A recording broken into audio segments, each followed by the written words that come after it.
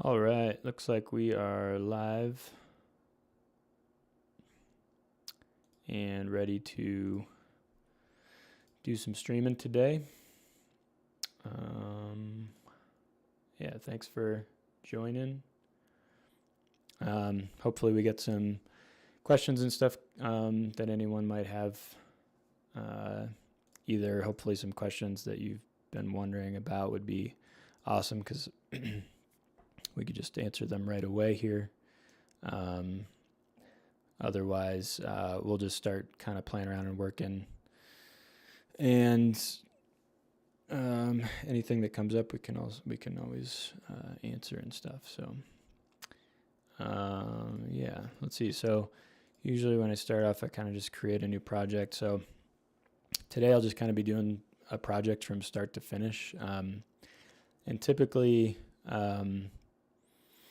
creating a project, I kind of actually talked about this in a video that I sent out yesterday, which was just like some typical things that I do to kind of make my workflow run smoother and that sort of thing.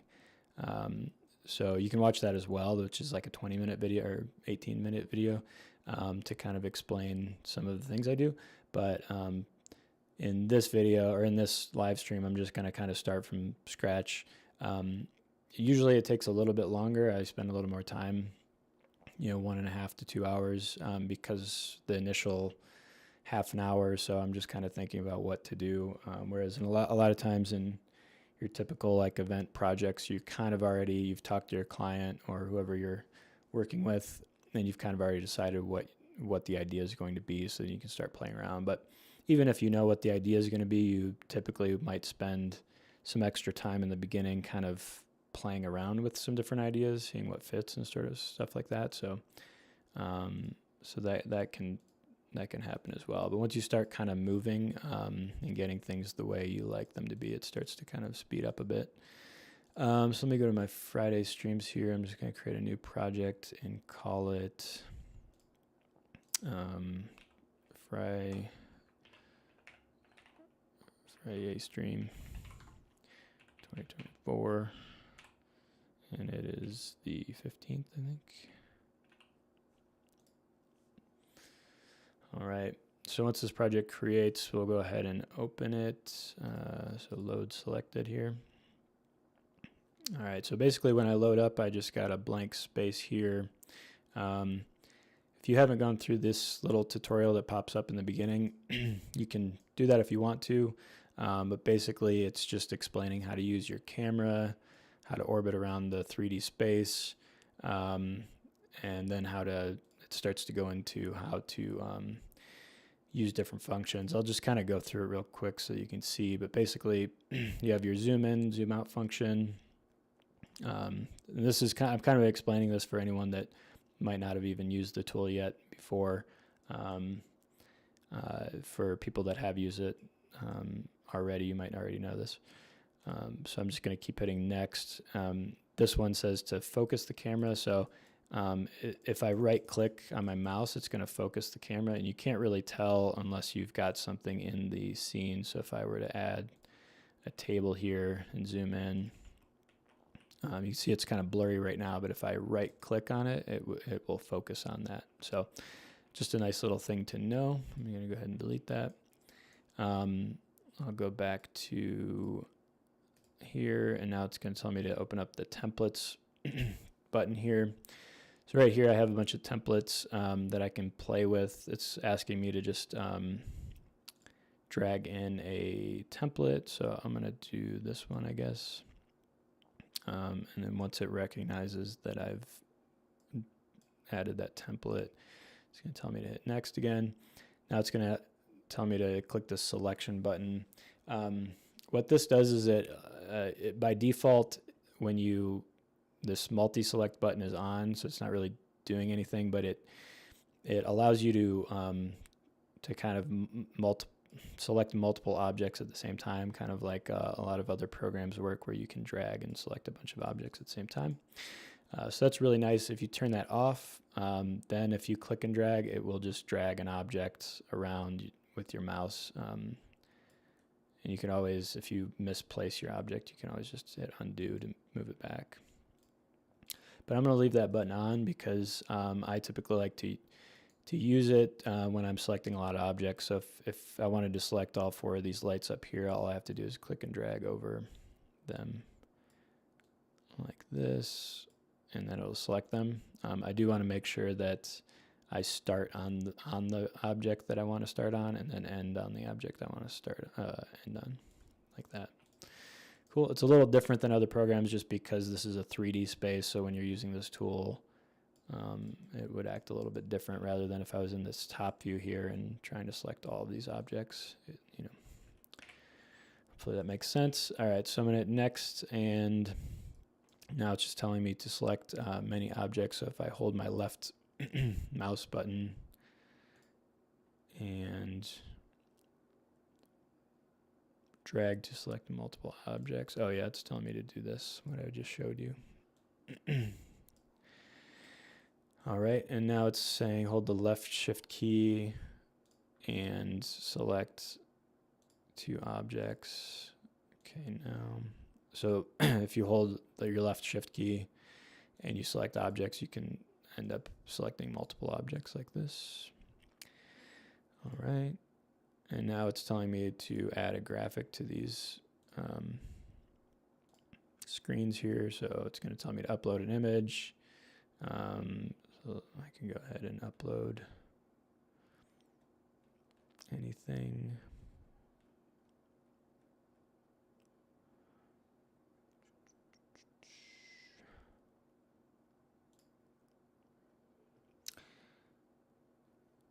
Okay, and I'm going to go ahead and skip the rest of this for now, and I'll kind of just explain it the rest as we go. So from here, it would basically tell you that now that you've added 2 screens by adding the image or uploading the image. So again, you select the screens and then either add an image here, and it'll prompt you to add an image.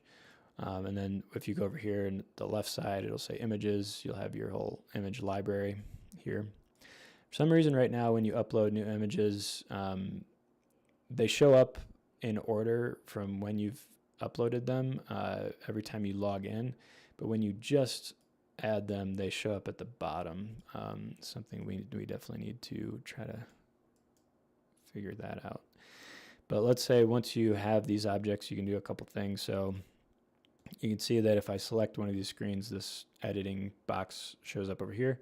So a couple cool things I can do now is I can move the image. So this really helps if you've imported a image that doesn't fit a screen. So you can actually just go ahead and stretch this to any way you want, make it larger so that it fits better. So you use these sliders. And you can use these for basically any image. As long as this thing pops up, it should work for the object. So same thing with, if I go to my top view here, and I've already uploaded a floor plan to this, and just to show you that from the start, if I wanted to upload a floor plan, I'd go into this build button here. And when you go into this build button here, you'll be prompted to add the dimensions of a room. So let's say our room is like 100 feet wide by 100 feet deep, and we'll leave it at that. And then over here it says floor plan. So I'm going to hit floor plan, and then I'm going to add an image. It would typically prompt me to upload an image, but since I'm running this locally, I'm just going to load it from here. Find one of my floor plans. And so now that I have this uploaded, I can move the image again. So this floor plan doesn't fit exactly because it's made at different dimensions. I don't know what room this is. But if you had the exact dimensions that you wanted, and then you uploaded an image here, you would use these little sliders here, and make sure if nothing's moving, just click on this button and make sure that it's selected. So anyway, so I would move this to make sure that the walls fit that, and then I'd stretch it to make sure that the walls fit correctly. So this is like kind of back of house. And I'm gonna again slide this up a bit here, and then stretch it down this way. And now I have like a pretty decent replication of, let's say, the space fitting the room that I just created. Hopefully that makes sense. I actually just got off of a call with someone that kind of mentioned that some of this stuff was a little bit, unclear, or wanted to be able to kind of maybe start in like a top view, 2D view, and be able to add like a floor plan right away sort of thing, or let's say an image representation of a space. So if that's the case, if you have any comments on that, definitely let me know in the chat if you have any ideas there, because right now you kind of, when you open the program, you load into just a 3D room like this. And from here you can go in and adjust the room, basically is how it's meant to be. But I'm just trying to think of different ways that we could make it so that it makes a little more sense when you log in. So potentially something like when you log in, you have the option to, it might prompt you or ask you whether you want to start in 2D or start in 3D, and whether you want to add a floor plan right away or that sort of thing. Trying to make that a little more clear. And then from there, you're basically just adding objects to your scene, right? Okay, so let's go back to kind of the tutorial, or kind of what we started with. We were on these templates here. If you ever wanted to change the template, you can just replace the template. So I could like go here and just drag in a new template and it'll just automatically replace it. And if I want to get rid of it completely, I can hit clear template here. I could also hit clear template over here. If I click on any of the template, then it'll have this clear button here. But let's go back to this one, and I've added this image to the screens. We'll say I like that.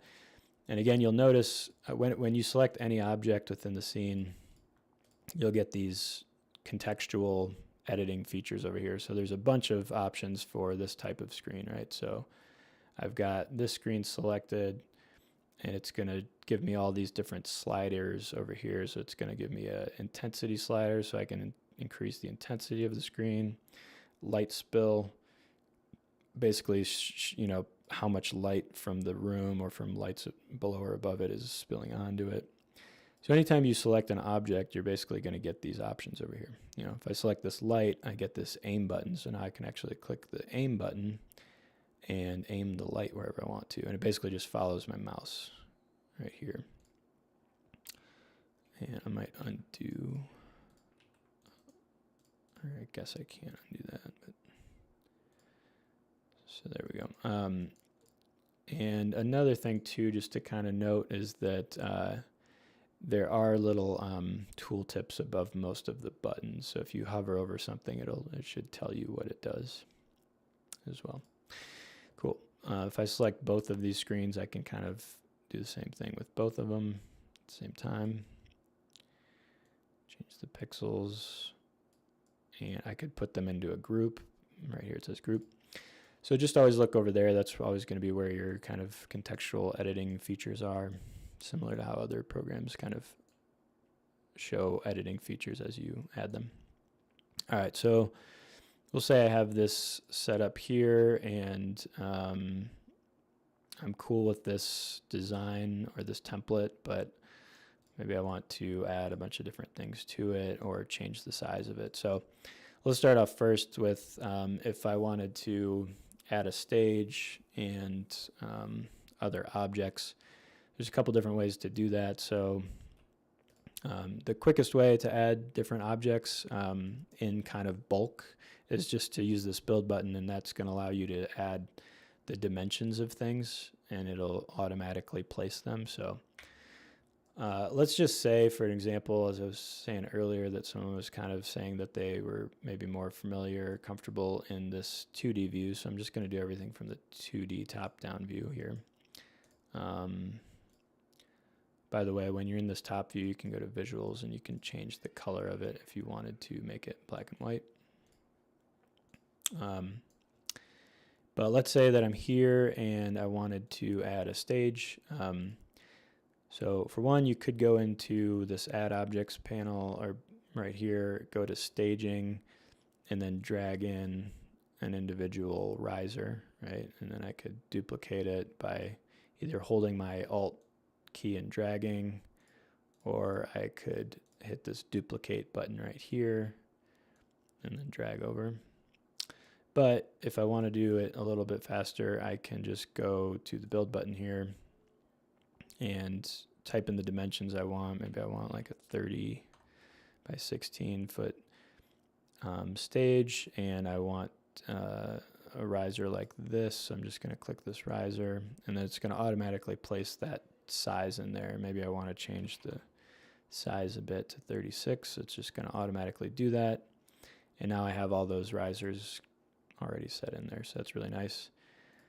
If I wanted to change the shape of it, I could change the shape of it. Something different. We do like something like a half circle. Just do something different here. So we do that. And then materials. So obviously you won't be able to see any of these materials unless you're in the 2D view, or potentially you could, let me go to this button.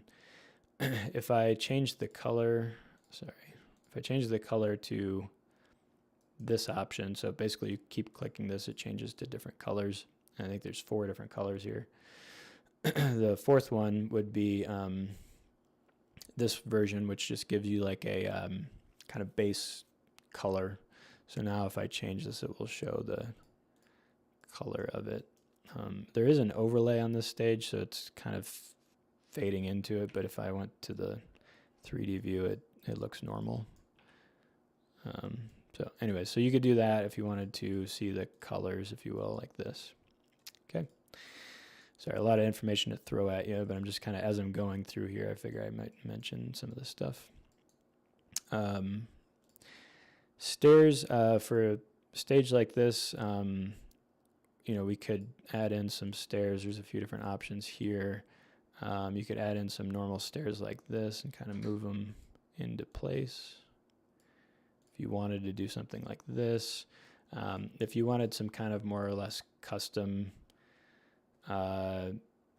stairs that kind of mimicked the shape of this, we don't have a specific way to just add that exact shape, because you would need the exact dimensions, everything. So what you would do instead is just kind of duplicate the stage that you already have, and then you can scale it up a bit, and then I would go in and scale it down a bit, and this way you're getting your stairs to mimic the shape of it, just kind of scaling it up and down. And I do a couple of those. And obviously this isn't going to be like the perfect dimensions, but it's a little bit more conceptual when you're doing this sort of thing. So it's just kind of trying to get the basic idea of it here. Oops.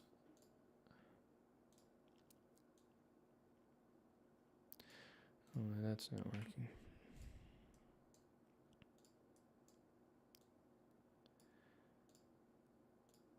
Do this. Okay, I don't know what's going on with that. We made a bunch of optimization changes recently, which are not in the live version, and I'm using that version locally, and every now and then I notice something that needs to be adjusted.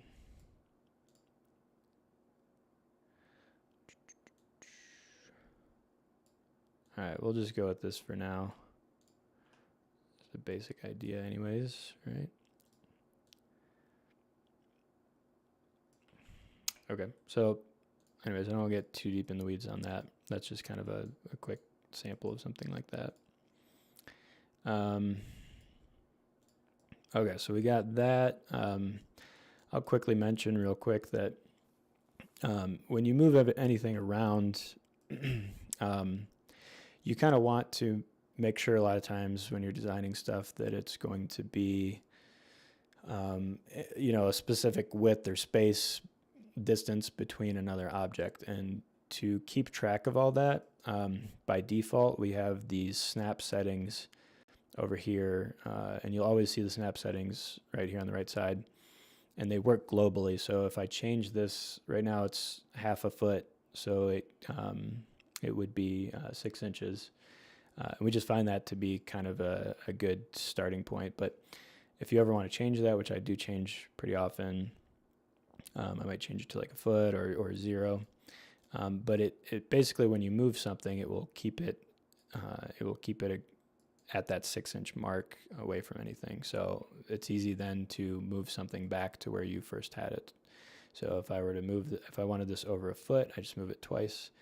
And you can see that then this purple grid here, if I move it over once, it basically goes in the middle of that, because all of these squares here, all these purple squares are 1 foot squared. So moving it from here to here gives me a foot distance, right? And then if I moved it to somewhere where I didn't want it to, I could always just hit undo and it'll go back. All right, so that's that. And again, you can change that anytime you want. Just make sure to maybe change it back if you don't want to. If you change this to 0 and want to move it like an object like anywhere, just be aware that to get it back to that grid point, you would either hit undo or whatever you want to do there. And just another side note, you can always change the units over here in the settings option to right here, distance, length, change unit. You could change it to metric or imperial measurements. Cool. So that's that. So I'm just going to keep going here as far as building a setup here and how I would go from start to finish again. I'll do this because this was just, this was using a template, and kind of what I'm showing here is how to start with the template, but then after this I'll go more into how to do a setup without using a template and doing it in a more custom fashion. Excuse me. Get a drink. Okay, so now we'll stay in our top view here, just because, again, as mentioned before, that some people might be more comfortable with that. So we're just going to try to do most of the stuff here in our top view.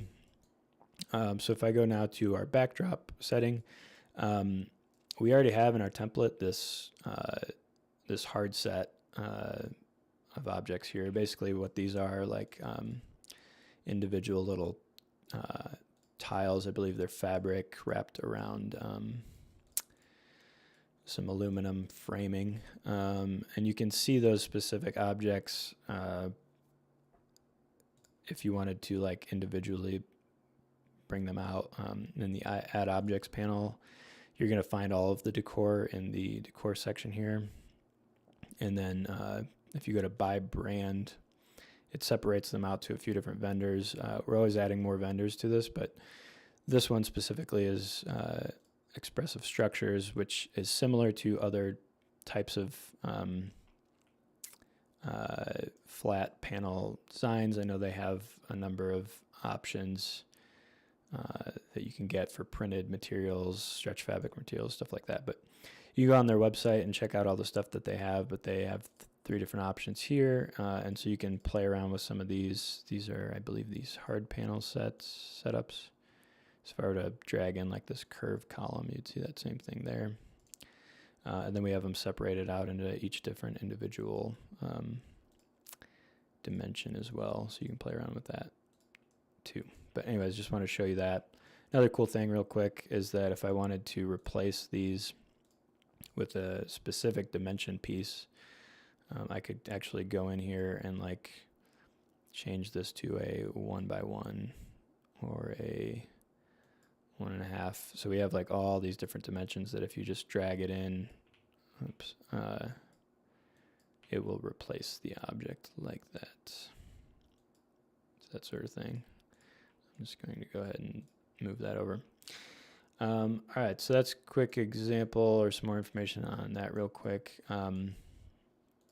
Let's go back to here. So I'm just going to go through these options real quick so that I kind of get all my basic things included here. So a backdrop, And these just kind of remind me of what I need to add possibly in a setup. So like, do I want to add any drape behind there? Maybe I do. So if I add this, it's just going to give me the dimensions I put in here. So I think my room is, let's see, whoops, I accidentally hit 0. Where's my numbers? My keyboard is just, I bought a new keyboard and sometimes it just randomly selects constantly. All right, so then maybe I'll change my height here. So maybe you want to add that, maybe you don't. You know, if you don't want to add a backdrop there, you just remove it like that. So we'll go over to screens. We already have some screens in there, so I'll just leave that as is. If you want to add any truss, and again, I'll go through all this again in a second once we've started, when we do another one starting from scratch, or starting from no template. Scenery, we kind of already have scenery. Lighting, so there's already some lighting in here, but maybe I want to add a stage wash. So there's a couple ways to add a stage wash. And I forgot I'm supposed to be I'm trying to do all this all from the top view. All right, so maybe I want to add a stage wash here. So if I'm in lighting here, all I have to do is really select one of these types of lights. For my stage wash, I'm usually going to use these LED ellipsoidal lights. So if I just select them, they'll automatically show up kind of in the downstage area here.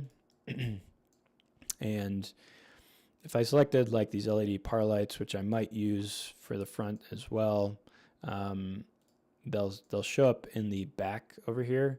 And that's because I often just use them, or they're often used as backlights as well. So what you could do is just add, let's say you wanted 6 of them to be in the front, so I would just select them and then rotate them like that.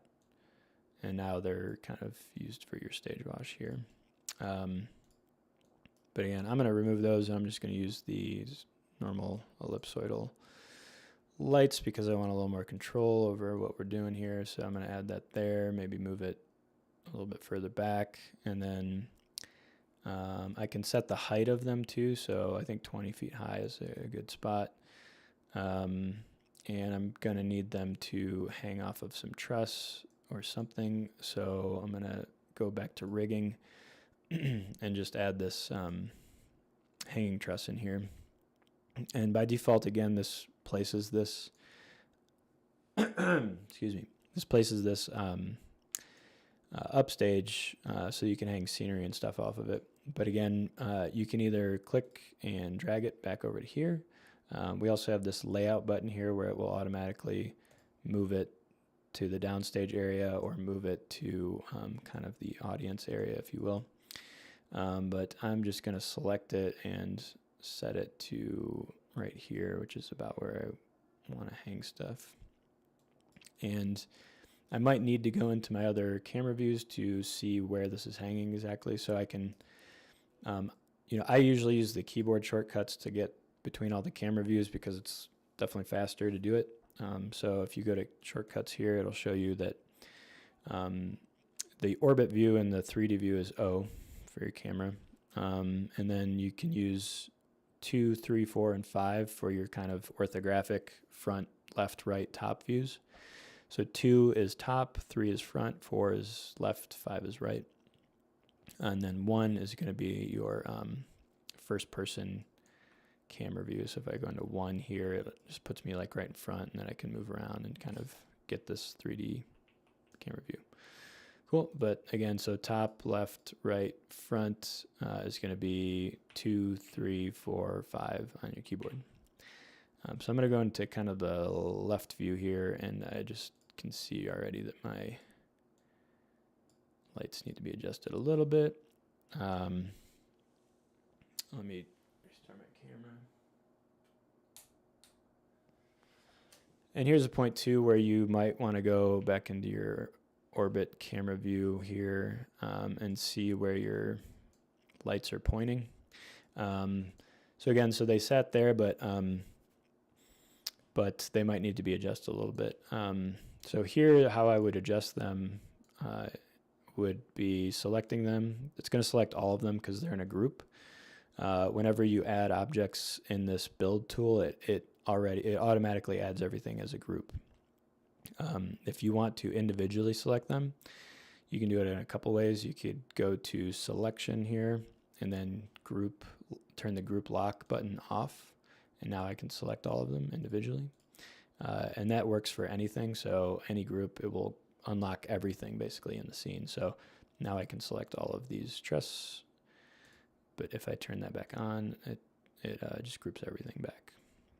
So it's kind of a global setting there. All right, and then the other way is to ungroup all of them if you didn't want them grouped. So I would select them all and then hit ungroup, and now I can select them all individually. Another way is to go ahead and use that multi-select tool by clicking and dragging to select all of them. And then from here, I have these two sliders now. One's intensity and one is the cone angle. So I'm going to adjust the cone angle a bit like this. I'm going to go into the color picker here, and I'm going to adjust the color a tiny bit, make it a little cooler.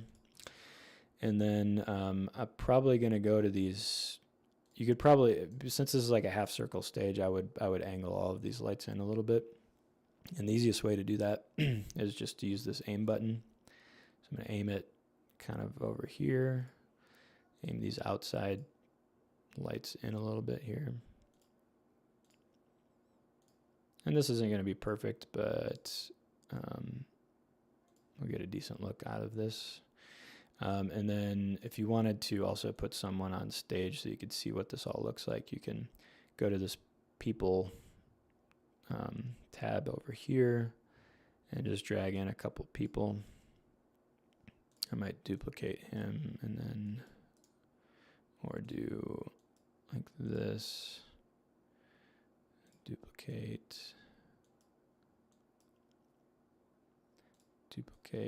and I'm just dragging in a new person. Some of these people are static, they don't really move, and then a couple of the people are animated like this, so they kind of move around. The animated people you have to drag in separately like this. Let me just add in all animated people so it's kind of consistent. I believe these first 4 are animated here.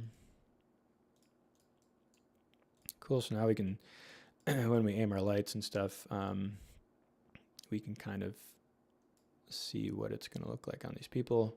I'm going to group these lights back again. And now what I might do to adjust the angle of all of them is to hit this rotate icon here. And if I hit the rotate icon and then I can rotate the whole group up or down, right? Excuse me.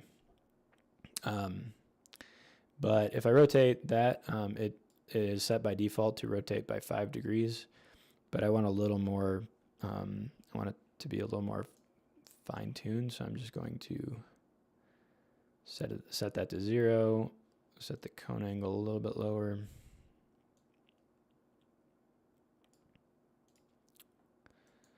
And also, if these are all in a group and I just want to select a couple, I can just do the multi-select tool on just those ones.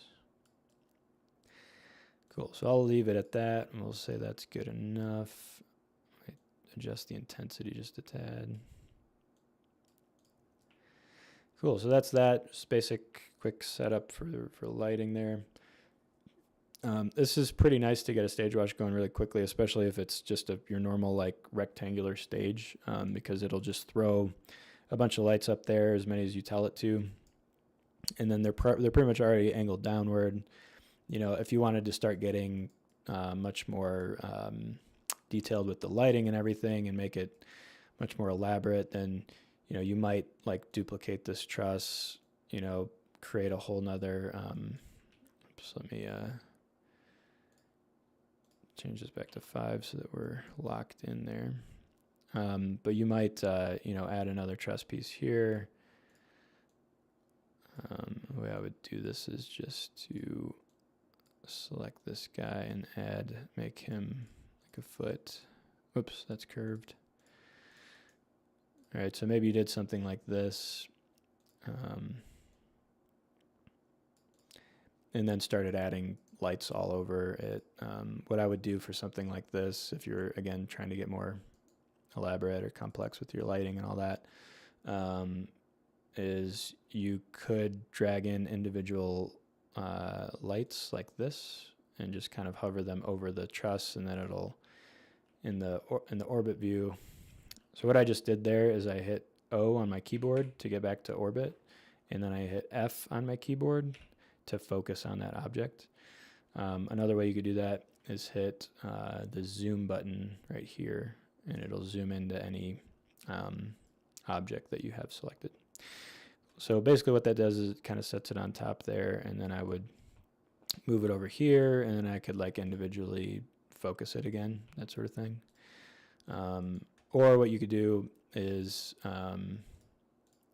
unlock this group and then just duplicate this guy and move it to wherever you wanted it to, you know, and then aim it later maybe.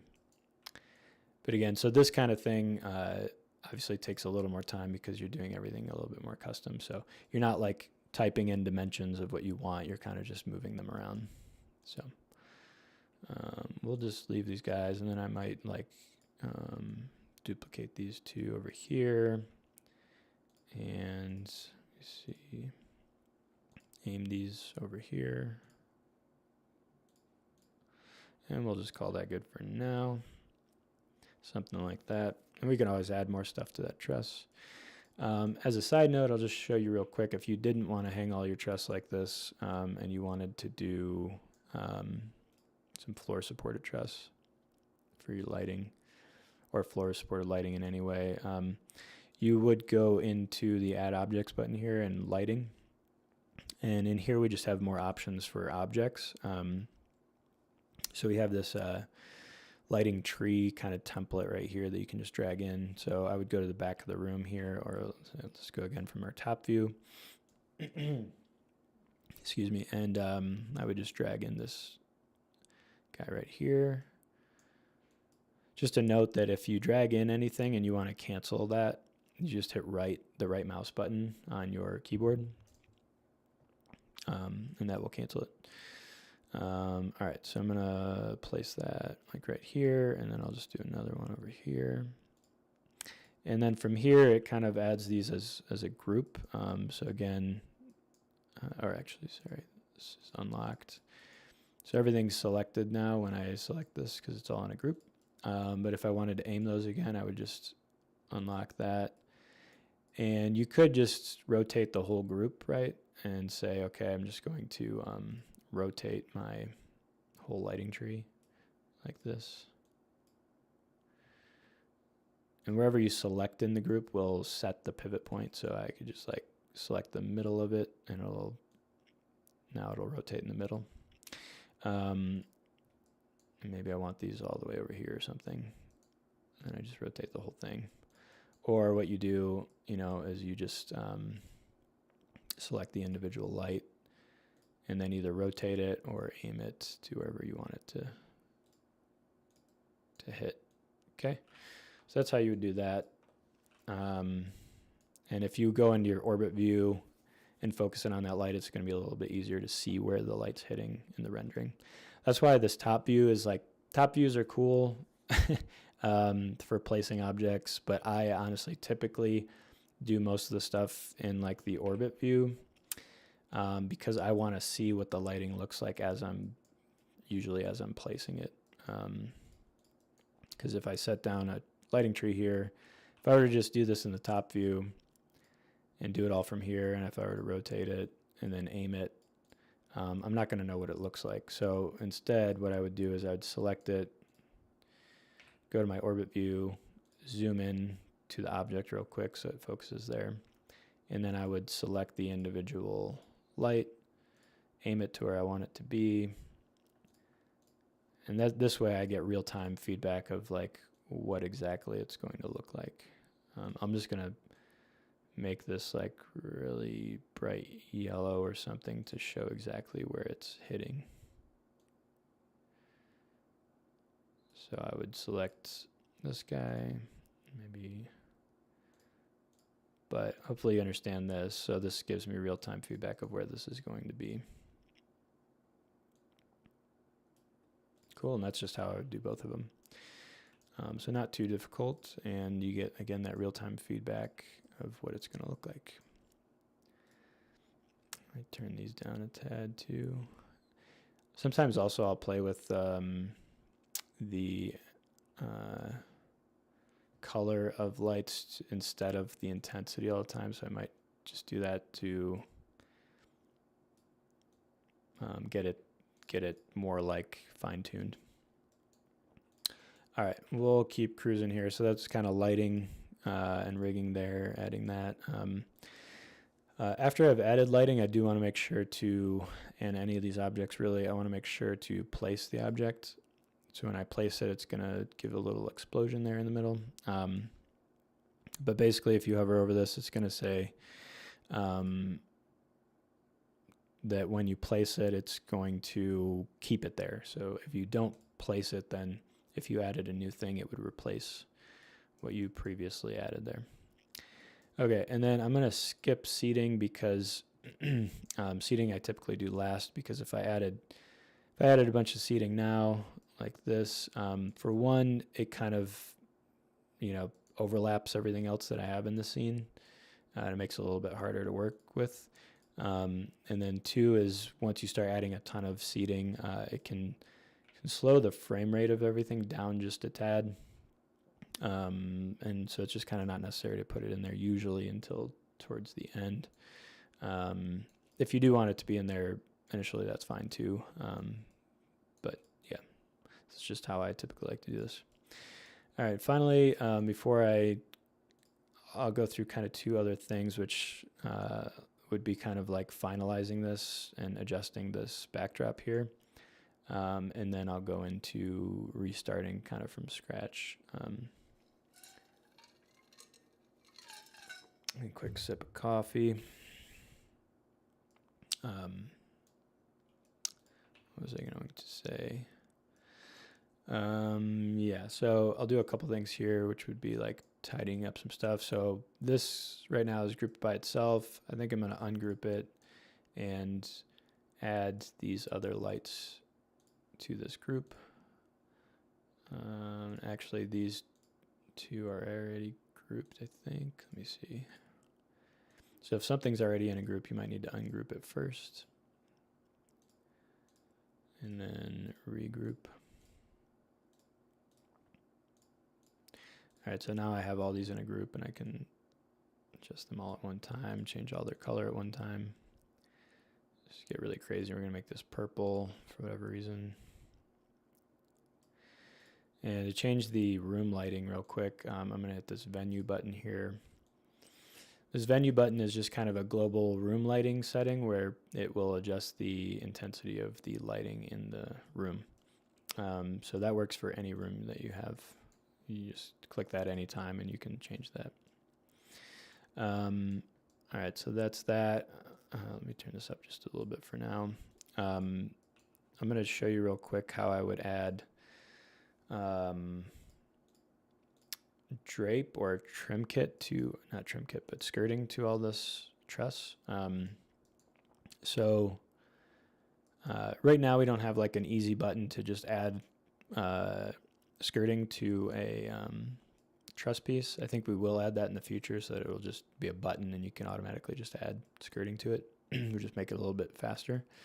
But for now, it's not too difficult. You basically would just drag the skirting that you want onto the truss. So I would go over here to add objects and then into staging. And in staging, I have a couple different options. The first one has some bases on it, so I don't want that one. The second one does not have any bases on it. So what I'm going to do is just drag it. If I just hover my mouse right in front of the truss like this, it's going to place that there. And then I'm just going to hit the scale button and scale that down. And just like that, basically now I have a decent skirt there in front of that. And if I go here, I might bring it out by a couple inches so that it's not overlapping with the truss. So maybe it's sitting like right there. And then from here, I can just duplicate this guy a few times like this, and just like that I've got some skirting. And if it doesn't fit exactly, you might just need to scale it out a little bit like this. But yeah, we could definitely make this like an easy button because it does add a little bit of time to creating some of these setups. And then from here I might you could like group these real quick, so I just group them, and now it's in a big group, and I can just duplicate the whole group and add it to the left and right side.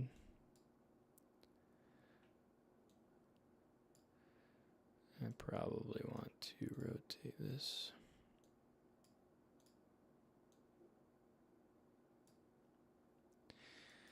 Cool, so something like that should do. And now I have some skirting, and you could always make it a little bit longer if you wanted to by scaling it up a bit or down, however you want to go about that. Cool, so that's how you would do that. And now I just wanted to show you real quick how to adjust some of the scenery back here. So I would say that like in a lot of cases, these templates aren't going to fit your room exactly, so you might want to adjust something, you know, with the template. Let's see here. Oh, sorry. I'm just now seeing the chat. For some reason, my thing was set to not live chat for some reason. Sorry guys.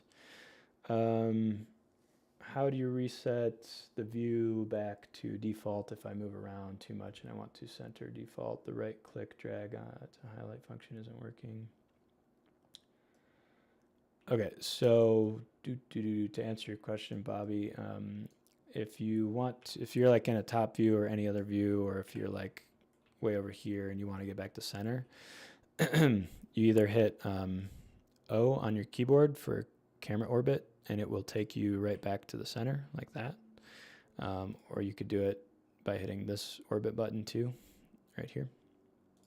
That goes for a few different options too. So if I were to do the first person camera view and I was like way over here and I just wanted to get back to center, I could just click that again. And then if you ever want to center yourself back into like the center of the top view, you can just hit that 2 button on your keyboard again. Will put you back in the center.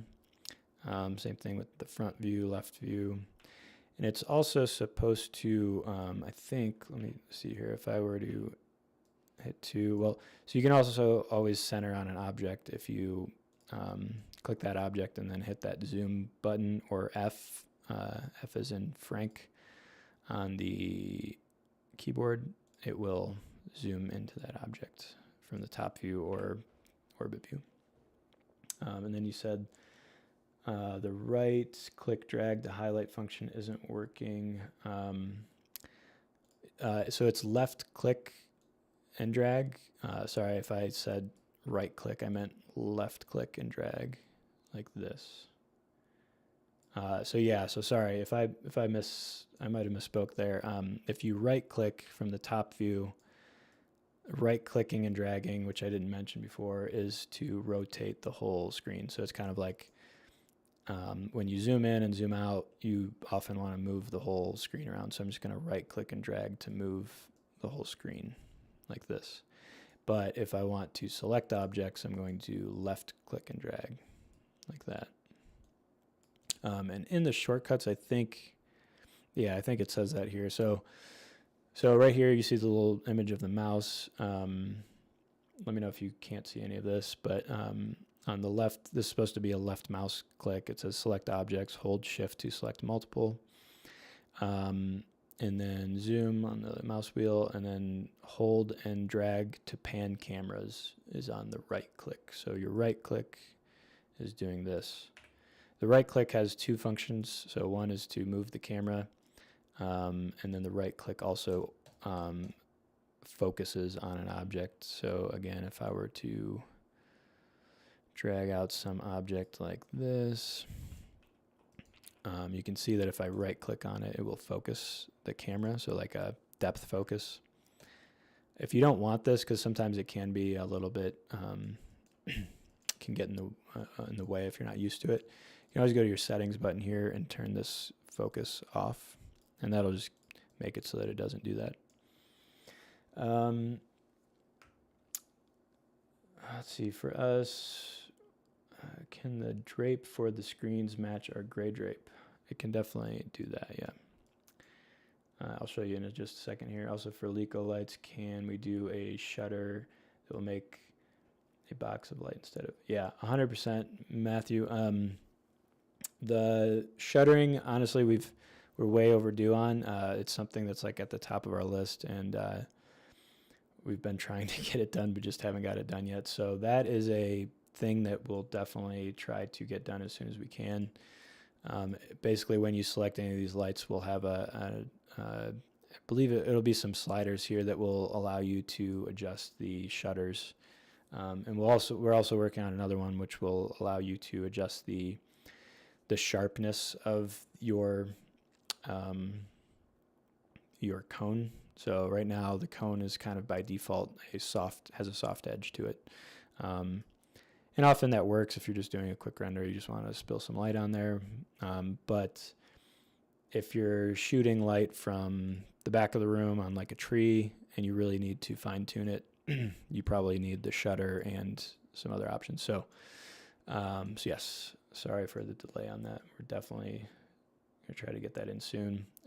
There's been some other, we've optimized the whole program over the last few weeks, and every now and then we have to try to go in and optimize everything. And this last optimization, of course, created a bunch of other bugs and issues. So now we have to try to fix all those so that we can make sure to get that live. And then once that's live, then we can work on all the things that we were already working on before. But so yeah, sorry about the delay there.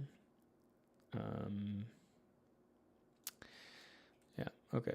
Hopefully I answer some questions. Sorry for the delay on the chat. I didn't see that before. I'll give you guys, I don't know if you can see my little heart emoticons.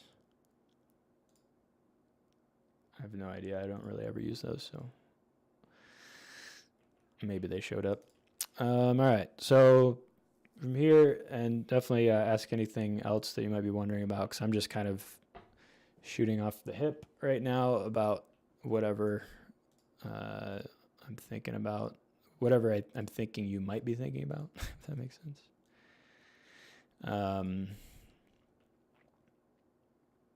Yeah, so we'll do that. Let me real quick, I'm just going to add in some moving lights because I typically do that. I feel like, in a lot of events, that's kind of like a budget thing, whether someone wants to add them or not. It's like, well, if it's a corporate style event, they're not necessarily going to want them, but they can definitely light up the rest of the room a lot. So if you're ever wanting to show a client a real quick option of just adding a couple moving lights or just lights that wash onto the to the audience, I definitely recommend.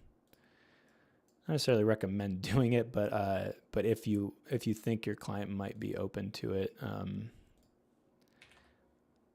you can always just throw them in real quick like this, and then add them in. So on a backdrop like this, it's kind of cool because it can add some texture and stuff to the backdrop. But again, if you wanted to just light up the audience or the rest of the room, you could throw these in real quick. So I'm just going to move these over to here. I'm going to need to move these out a little bit. Oops. And from here, again, I'll stay in my top view again just to kind of show what this would look like. But I would select this and just aim it Looks like it's not going to aim very well from the top view. Let me go here. And if I group unlock and then select this light, and now I aim it over here. So if I put my mouse down here, it should aim pretty well over here. I'm going to bring the house lighting down a bit. Aim this guy over here. So again, this is something where, you know, not always possible, or possibly your client just maybe doesn't always want it, but something to throw in, like these 3 lights can do quite a lot for just adding a little bit of color to the room. Otherwise, sometimes the room ends up looking a little boring or just like not lit up, especially if it's kind of a basic room. And then I could change the color of these guys real quick and maybe add a different pattern to them. And if you didn't know, you can as well upload a custom gobo or custom graphic, like a specific logo or something to these lights if you wanted to. So anyways, so there's that. And now once you do add in your seating, this is way too much seating, but when you add in your seating, you have a little bit of light hitting that as well, which can look nice. If I adjust these to like a different color or something. And then I make these a little wider. Maybe change the gobo again. Anyways, just some stuff to play with here, and then you could always re-aim them and stuff too. But I'm going to remove that for now. And I'll just leave it like that for now.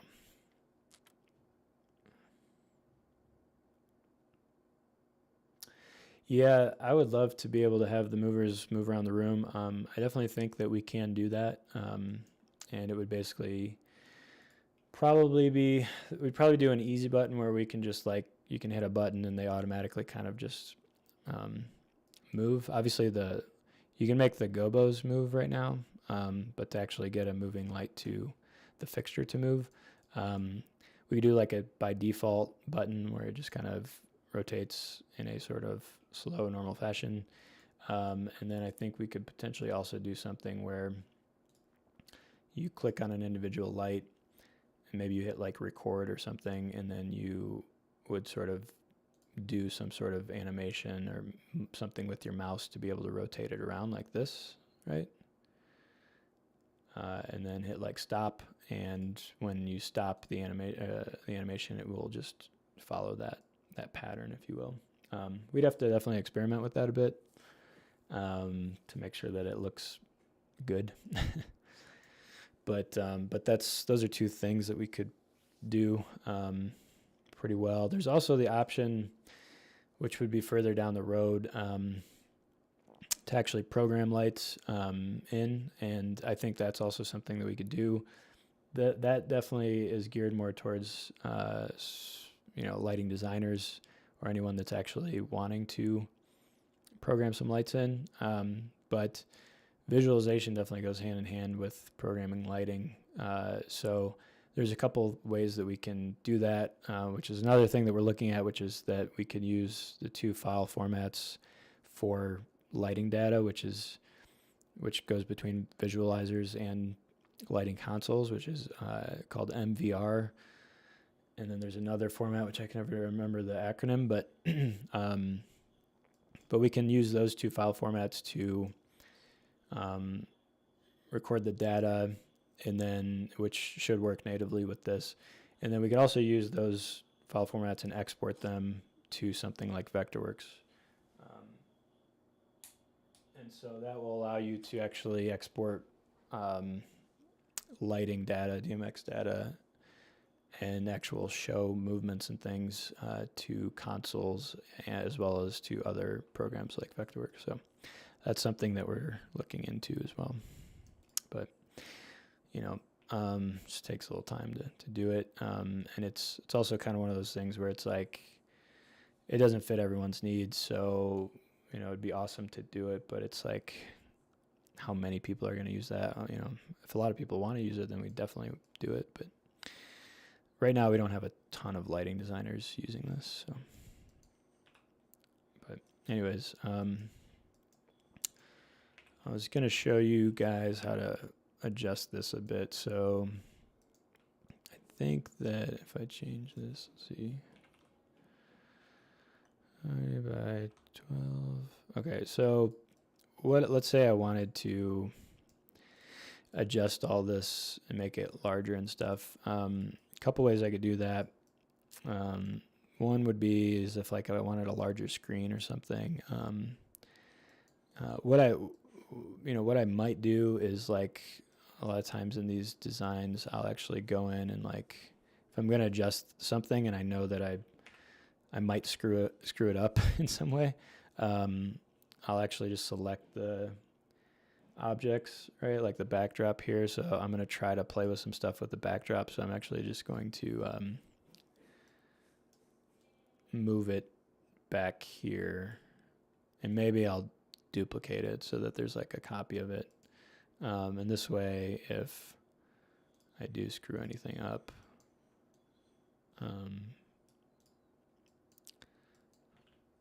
I can always bring that back. So that's just a quick, like, easy hack to, rather than like saving a new project for something that small, I'd rather just like make a copy of it and put it behind the wall so you can't see it and say, all right, if I screw anything up, I can just bring that back in.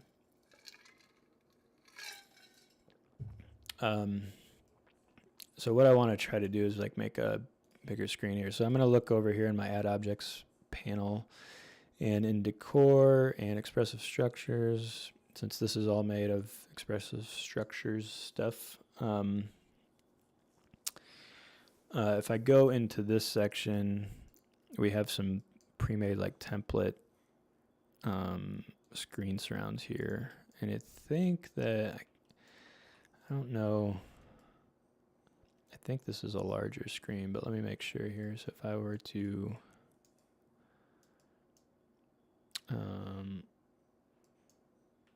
drag this out,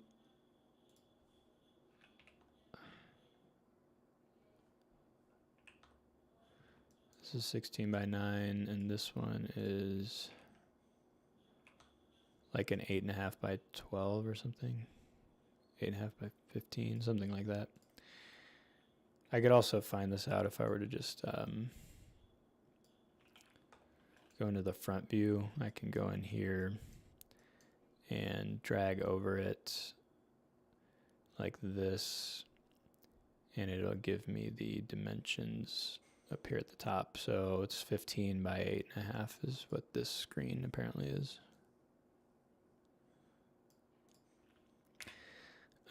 Seems like a wide screen of some sort. I don't know.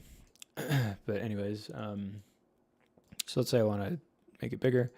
I'm going to do, I could either drag in one of these and just, that's a little bit bigger screen, but maybe I want a, like a 20-foot. Sometimes I'll go, if I go into this build section into screens, we have the standard sizes that we added, and these kind of show some standard sizes that you would normally see in 16 by 9 format screens. So maybe 20 by 11 is kind of a step up from 16 by 9. It's definitely much larger. The other thing you have to figure out is, okay, will these work with these specific size tiles? And you could, again, go in here. I think if I change this color, it'll be a little bit easier to see this. But if I look at these squares, these are all 3 feet by 3 feet. Panels here. So 3 feet by 3 feet, will that work with a 20-foot screen? Not really. I think, but again, you could play with it, see what you can do with all these tiles to make it work. Another thing you could do is, well, let me just try real quick. So let's move this back a little bit. And then I'll move this over. Here, the top view, it might be a little bit easier.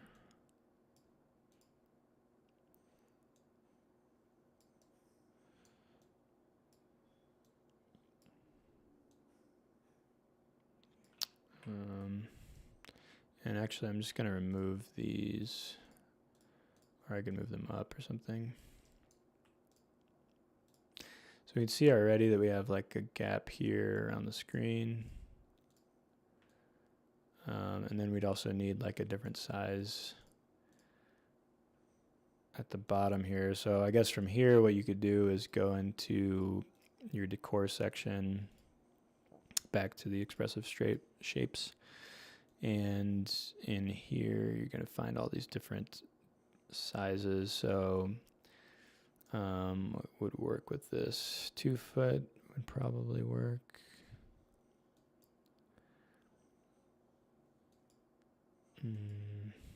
Maybe 4 feet. So anyways, you'd have to play with this a little bit. I see 4 by 1. Okay, this is 4 feet high, so you'd probably want like you could probably do a 4 by 4. And then since it's 20 feet wide, you could just do a number of these.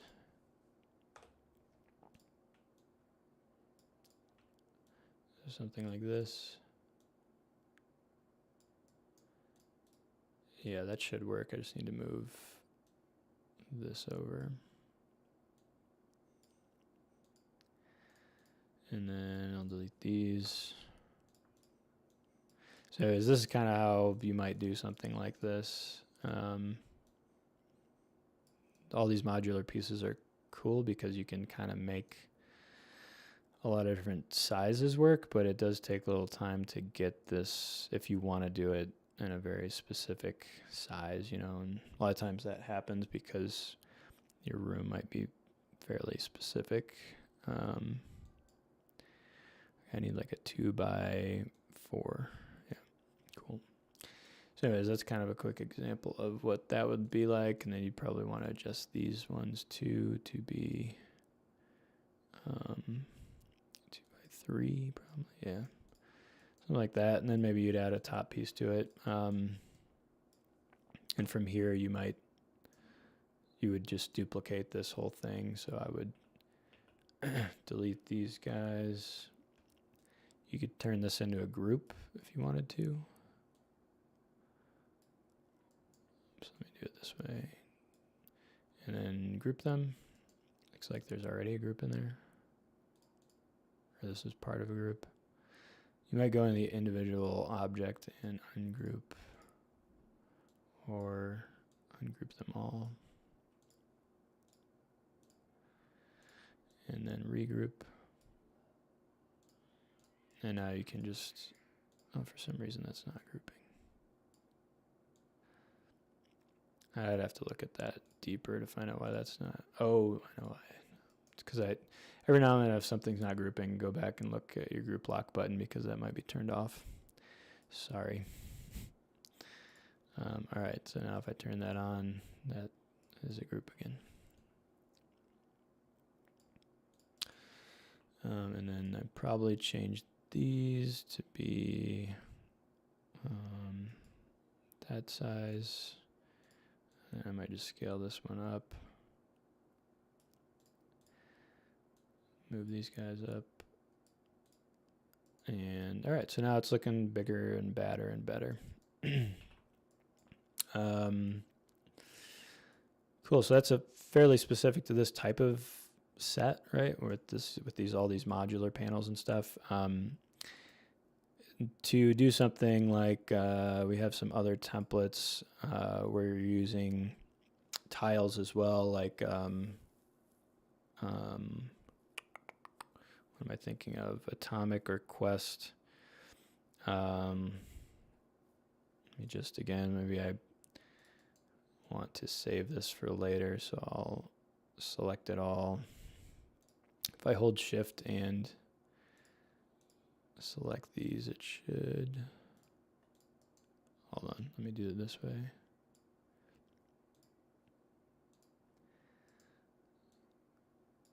Another way you could do this too is if that's not working is just go to your right view, select it all this way. One day we might add in like layers so that you can select things by layers, but I've used a lot of programs with layers and stuff, and they're okay, but sometimes they can be really annoying. So we wanted to make this program work so that you don't have to use layers and grouping and adding everything to layers and stuff like that. So, but I don't know if we'll do that forever. Anyways, so if I were to throw in like this setup, you can see that there's a bunch of tiles here again. And so again, to kind of replicate these, you would kind of duplicate them and do that sort of similar thing that we did last time. But what's different, I guess, about these is that these tiles are all the same size. So what's different about these from the expressive structures one is that you're going to have, in the expressive structures, you're going to have like a ton of different sizes, whereas these ones, I believe, are all 2x2 squares. So you don't have to kind of go in and get a bunch of different sizes. And then you could kind of go in to like individual ones like this and just go to back to your decor. So these ones are quests. So I would go and find the form set and replace these ones if you want to replace them just by dragging in a new one. So then you can just play with the different objects here. So that's the way to do that. You can change the whole size of it and adjust all these tiles pretty quickly that way.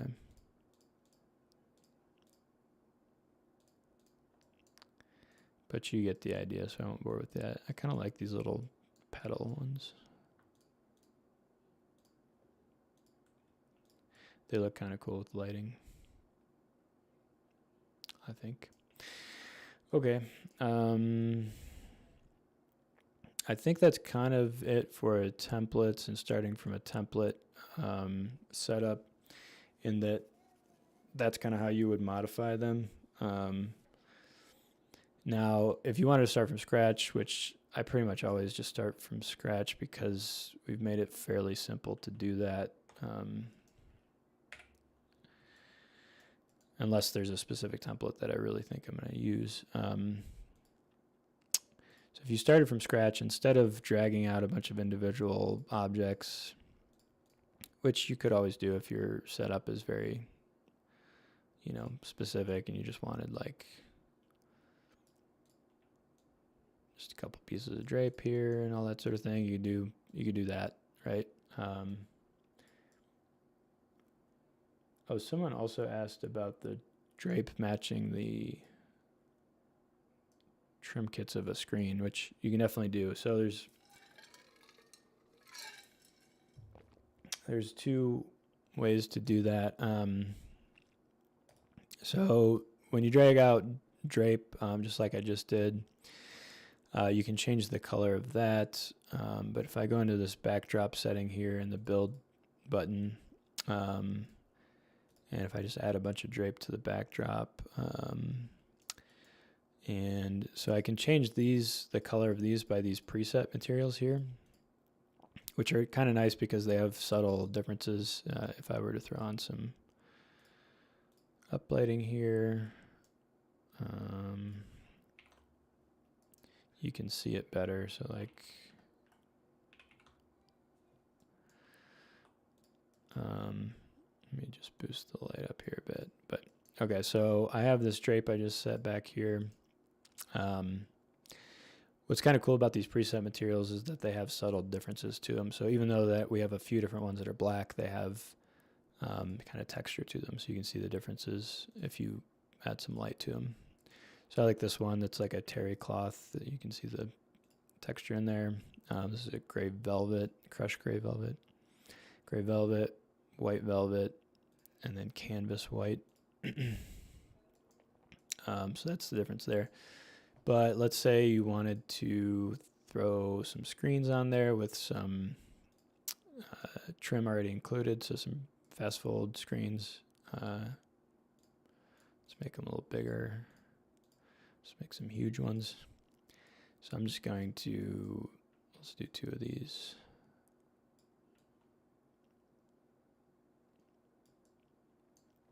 If you wanted these to be, we have this other option here where you can add a screen and then do layout, and it will automatically throw in like a few of them side by side.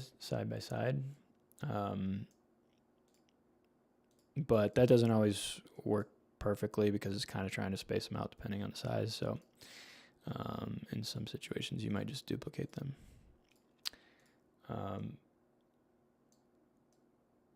Okay, so Bobby says the click and drag still isn't working. Do you mean like click and drag like this kind of thing? Clicking and dragging multiple objects like this?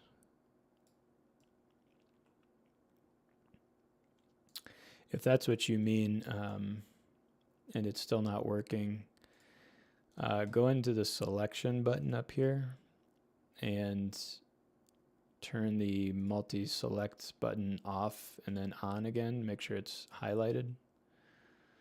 That could be the reason that it's not working. If I turn it off, then it will just move the whole thing like this.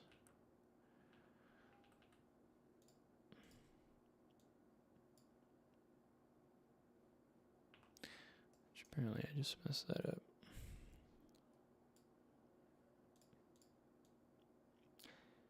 Can only move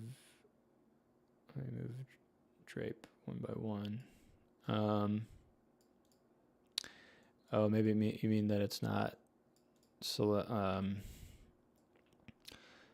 the reason for that might be that it's not grouped. So go. Or let me ask you real quick.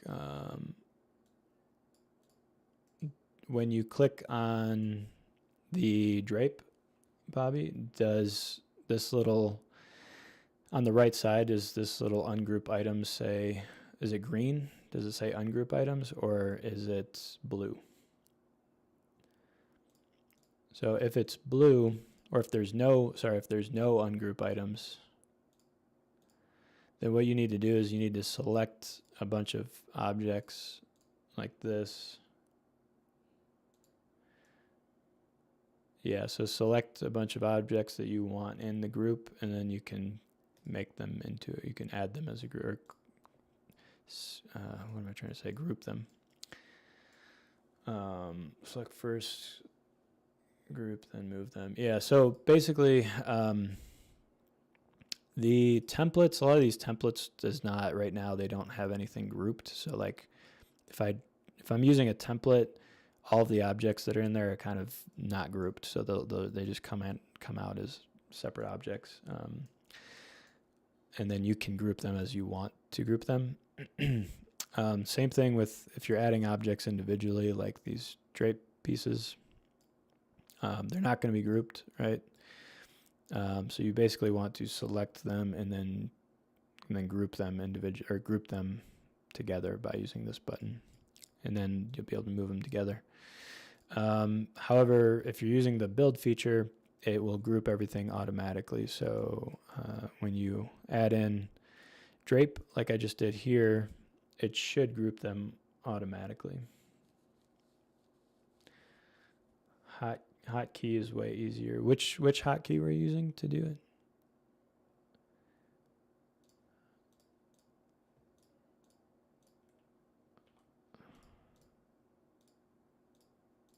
I don't even know if we have a hotkey for that. Maybe we do. Let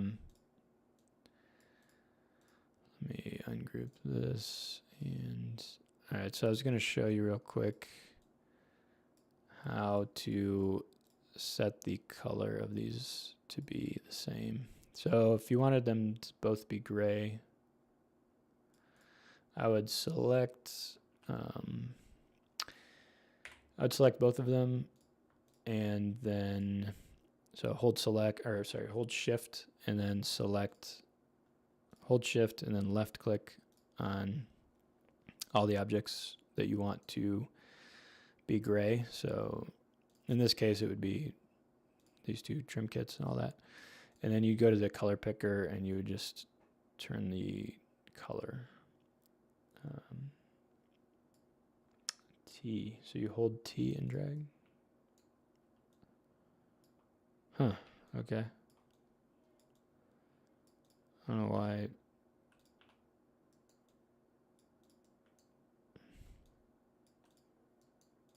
Or maybe it's Control 2 works, I think.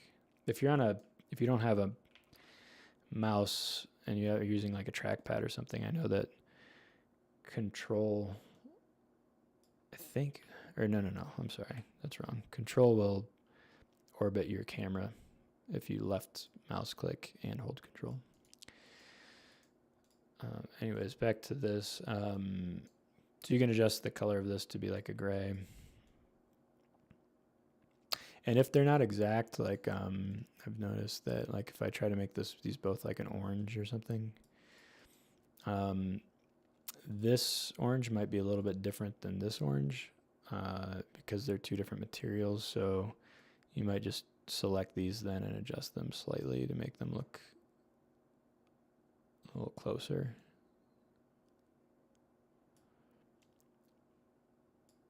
Just something like that, although this just looks different, I think, because the lighting is closer.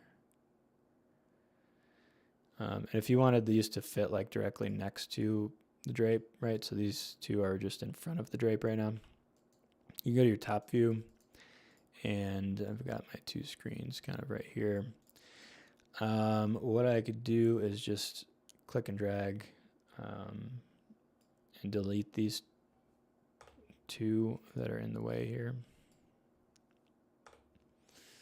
And then move this over here. And you could always just like nudge these over if you wanted to create some space. So if I really wanted it to be right there, I could do this, you know, or if you wanted to do it exact, you could scale this one down. And it'll obviously look a little more rippled, right? Honestly, that's how it would look in real life too, because if you have that same size drape. So it depends on how you want it to look. Sometimes what I would do is just overlap them, and you can't really tell here.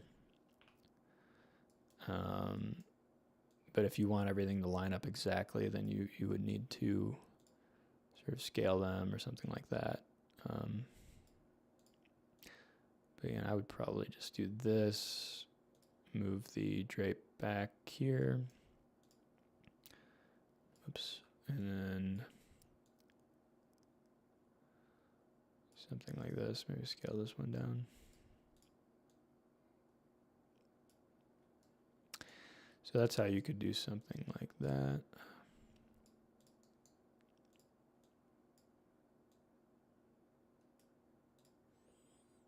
Scale her down.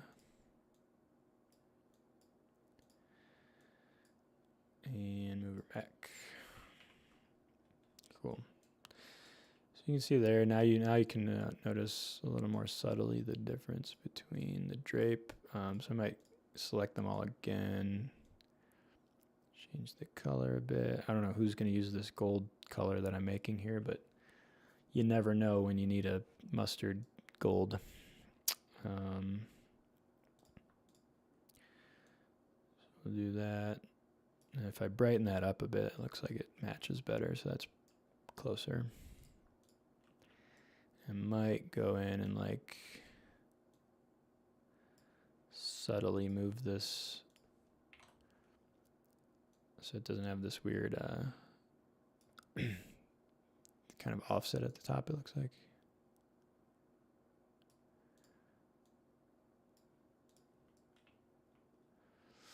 Yeah, so that's pretty close enough, I guess.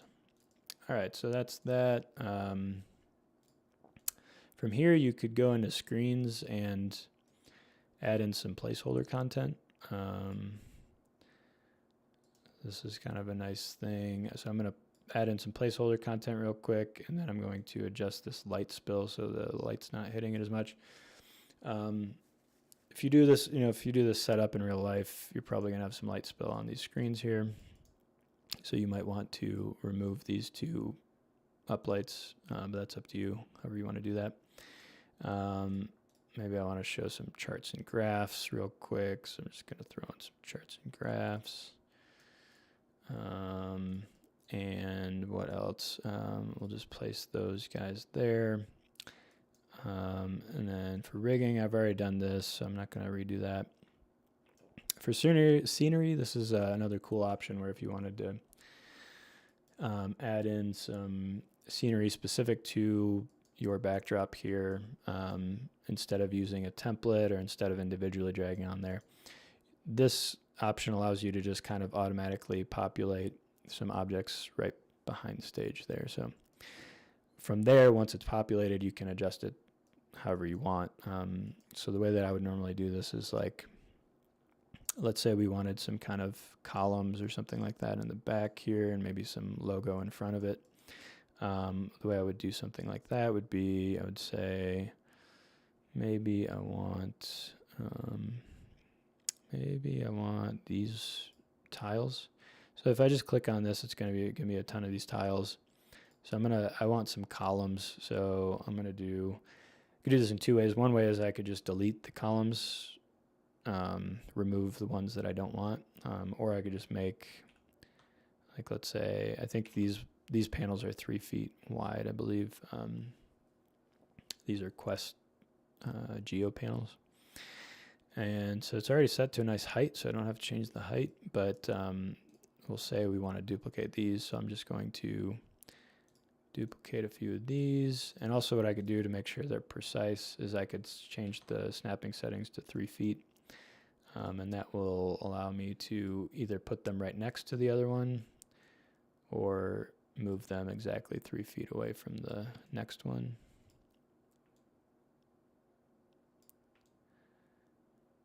Cool. So now I have this kind of cool look here. We already have some lights down here. You could grab these individually and kind of move them a bit. I think what I would do, I might go into the top view here. Actually, I'll stay in the orbit view here. It's a little easier to see this way. So I'll just hover above it. And I will go and ungroup these. And then I'm just going to... I'm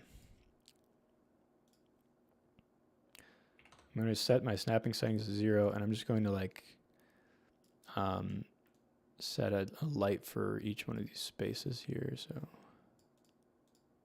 And then basically I'm going to regroup these into segments so that I have total control.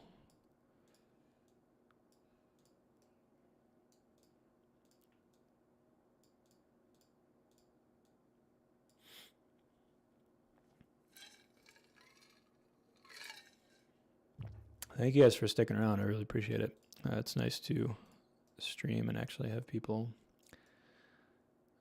either working on stuff as well or at least talking back and forth.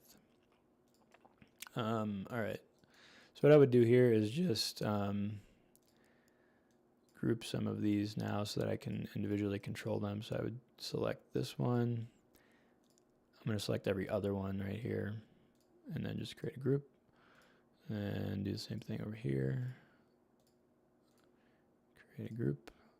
The one thing that this can do, which you have to be careful about now, is you can see that there's a lot of light right behind the stage because we just added a bunch. So it doesn't really look very even anymore.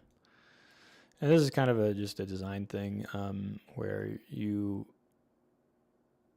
just gets a little washed out on the stage when you put too much stuff there. So what I would normally do is try to create a little bit more contrast and just adjust these lights a bit so that it looks a little less bright there. So one way you could do that is either change the color, but I have this drape as orange-ish gold, so it's not going to take too many colors very well. Maybe I'll just leave it white and then turn the intensity down a bit.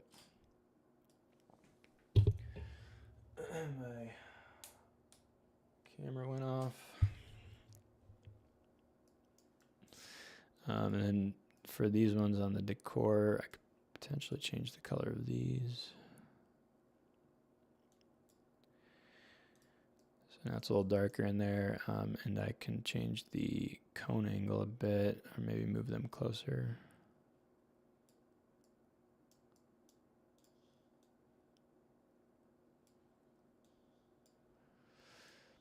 And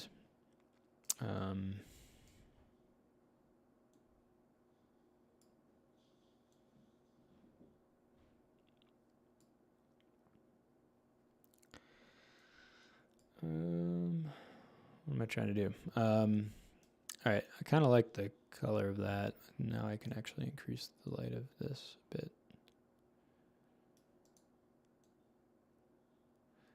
So I'm just using the I'm using this green arrow here to move it back and forth, to obviously get it closer or further away from the drape. Can use this cone angle thing here to adjust the actual angle of the cone. And then, so I can play with these couple options here to get a different look.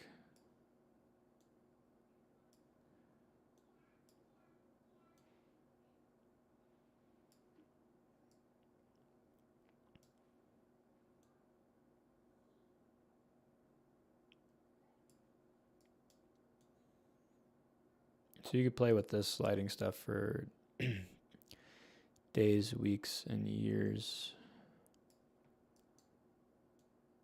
to really adjust it. I usually like to try to get like a nice, cool little dark and light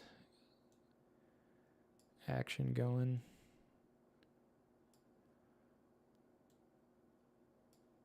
But sometimes that's hard to get. You probably need a little more space between all these.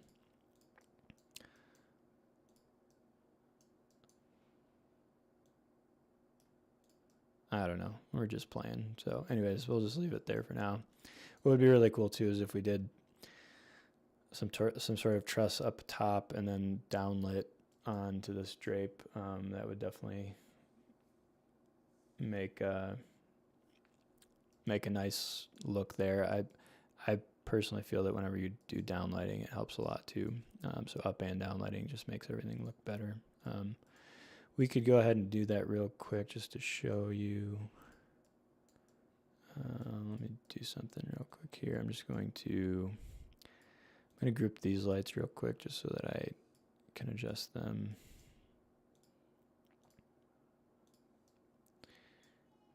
Group and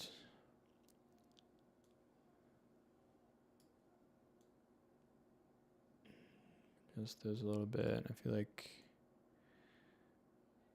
make them a little more amberish.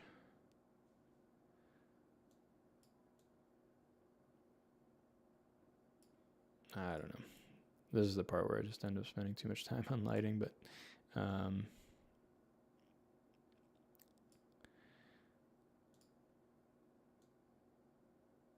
okay, we'll just leave it there for now. And then let me throw in some rigging up top. So I'll do truss, you can see up here, and now we've actually made a full complete rectangle here. If I move this over and then I can actually copy these two, or I could just do this, make sure it's snapped correctly, so I'll change this to 0.5. Put this here and then change this truss size to 1 foot. And just duplicate this and move it over. Okay, cool. Now we got this full-on rectangular truss up here. While I'm at it, I might as well just add this skirting up here too. Okay, and then from there, we're going to throw on some downlights. This would actually be kind of perfect too if you were, because if you were to move all of this back just a little bit, what that will do is it'll give you some more space to be able to shoot light down onto these. So if I go over to lighting here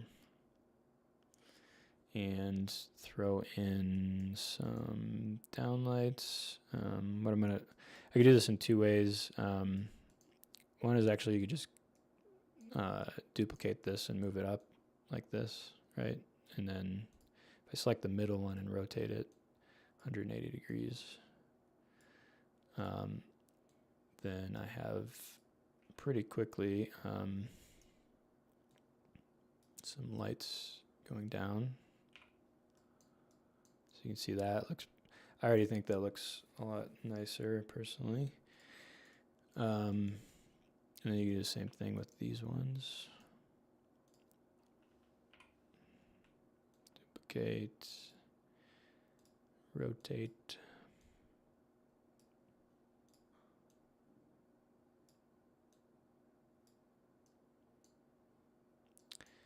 And these we need to move back a little. And you could always angle those a little bit if you wanted to, like that. And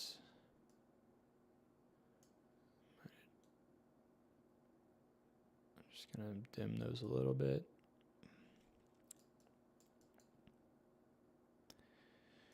And, all right, we'll leave that, and then I'm gonna go back to my stage wash here.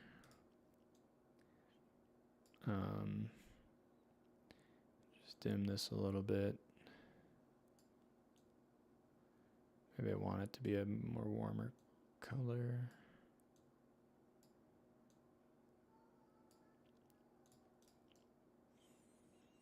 Okay, so this is pretty cool. Let's say we want to angle these screens a little bit too. We could do something like that.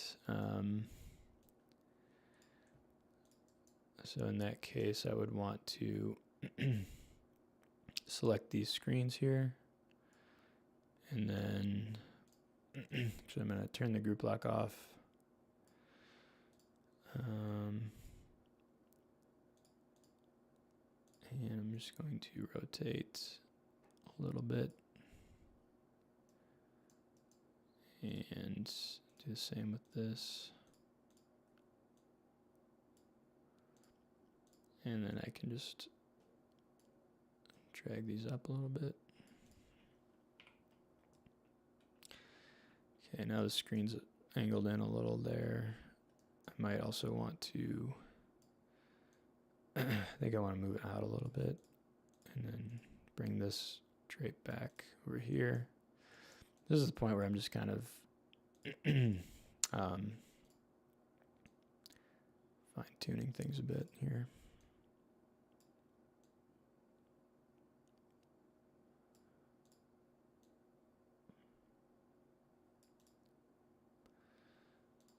If I cared more about this, I would kind of measure exactly where these are, if they're even or not, but right now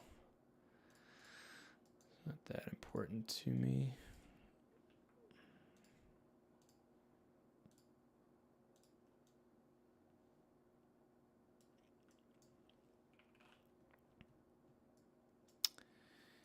Cool, something like that. If I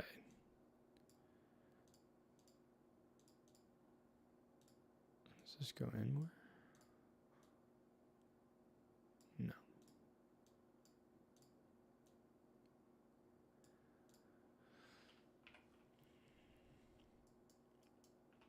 And then I would probably just move these around a little bit.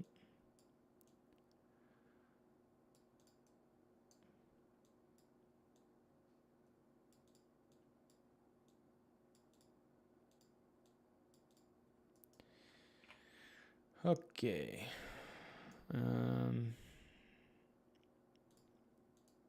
Yeah, there's a lot more space over here than over here.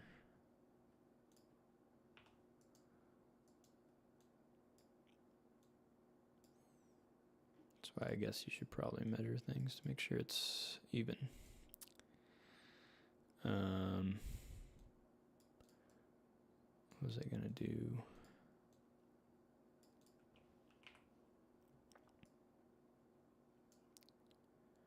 Maybe add another light over there.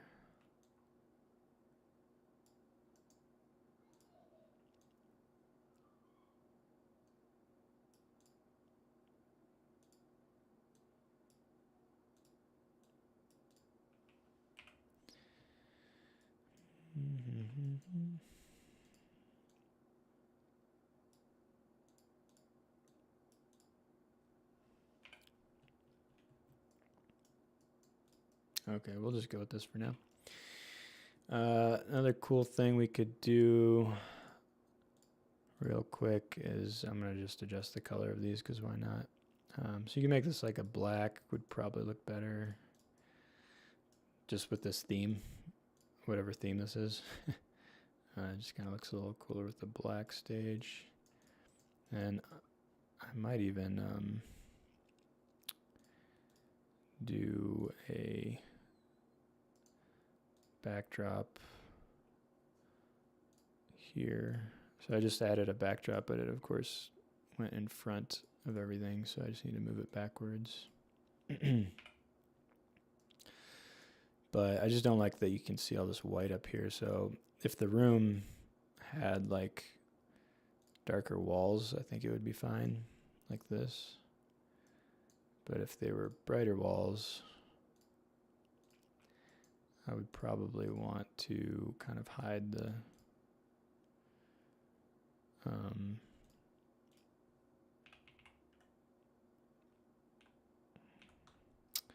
wall back there, because it's kind of an eyesore.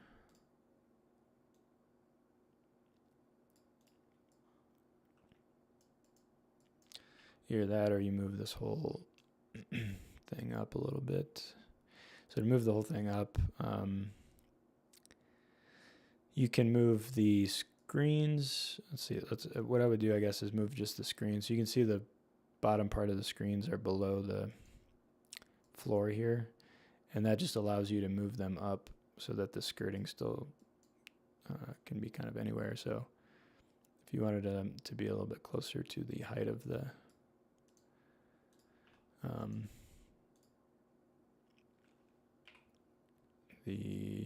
truss up there, you can do that. And then just select the drape separately like that. And then just scale it up a little bit. And I guess we would also want to move these scenery up a little bit too. But yeah, that looks a little better. If I go in my left view, I want to angle these lights in a little bit. Yeah, that's the only problem now is that, like, I guess you can move them up on the truss a little bit if you could do that.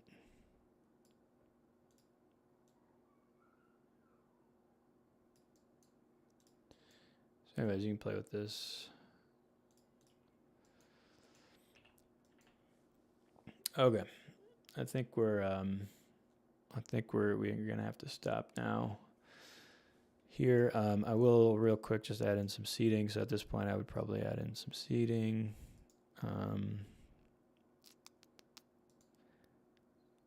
Let's just do. We could do chairs. The way that the seating option works here is that you're going to. You could drag in seating by going to tables here and kind of dragging in them individually. Or you could fill out the space like this by doing this build button. And you have 4 options here. These are just 2 different chairs, which you can change the color of if you select them and change the color. Or you can do classroom seating or banquet seating. And basically what you do is you just set the dimensions of how wide and deep you want them, and then you set the separation between the chairs and between the rows. So with chairs though, I want to make sections. So I would want to do like a 20-foot section, maybe 30-foot section, and do like 2 feet or 1.8 feet between each chair, and then do, I don't know, 6 feet between each row. And this will also group them together.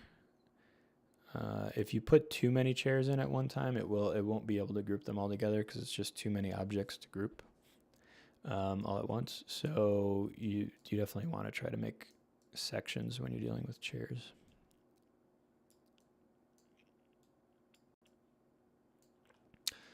And maybe this section's a little too big, so I would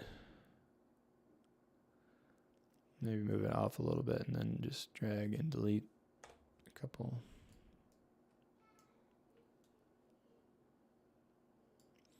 And you could also chevron them if you wanted to. So if I wanted to chevron them, I might delete them and then create a group of just one row like this. And then I would rotate them like that. And then from here, I would set the row distance. So let's say 6 feet, and I would go and duplicate these.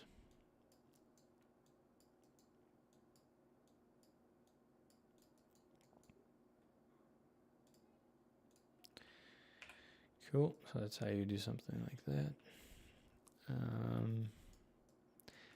And then, oh, we had movers on here. I think I accidentally removed them. Just add some real quick.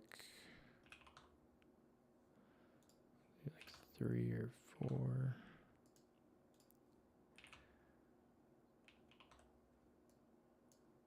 And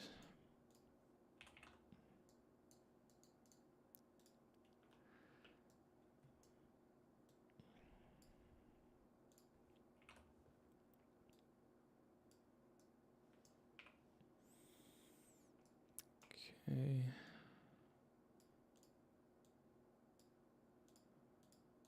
I'm just going to aim them real quick.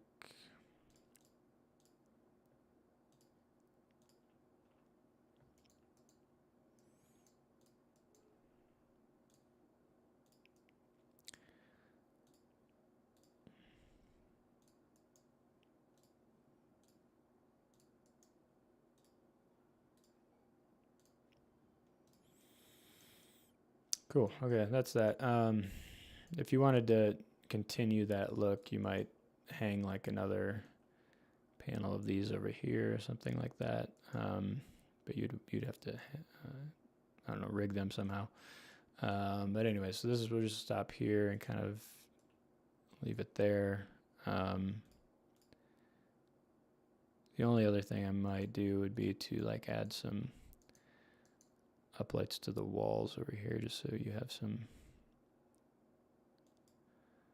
something lighting up the rest of the room. Unless you don't really want to see the room, sort of thing.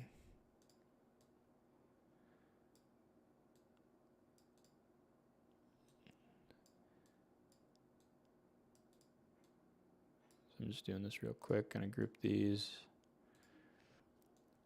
rotate them.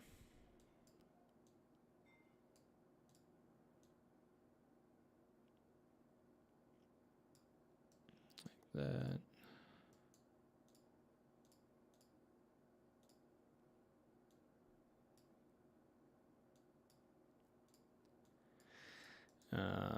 Just doing this real quick here. Okay, now we're going to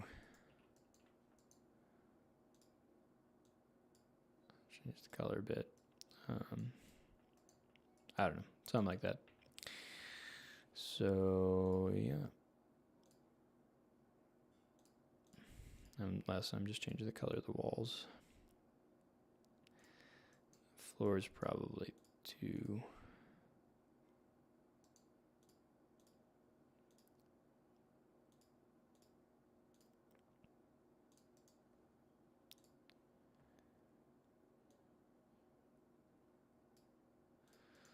And you could always add a little haze.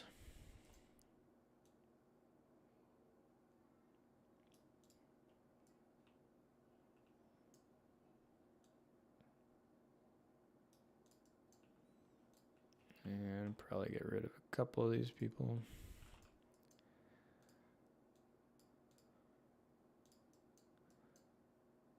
Okay, we'll leave it there. All right, thanks for tuning in, and we'll see you next Friday. Again, if you have any questions or anything like that, feel free to either email me, you can leave comments here as well, or on our website we have a live chat button. If you liked what we have, definitely throw a like on the video here. Subscribe if you want to be notified through email anytime we put a new video out or go live. It's usually every Wednesday and Friday. So Wednesday we do a topic of some type of video, and then usually a short video. And then on Fridays we do live streams. And yeah, that's about it. All right, we'll see you next time. Thanks.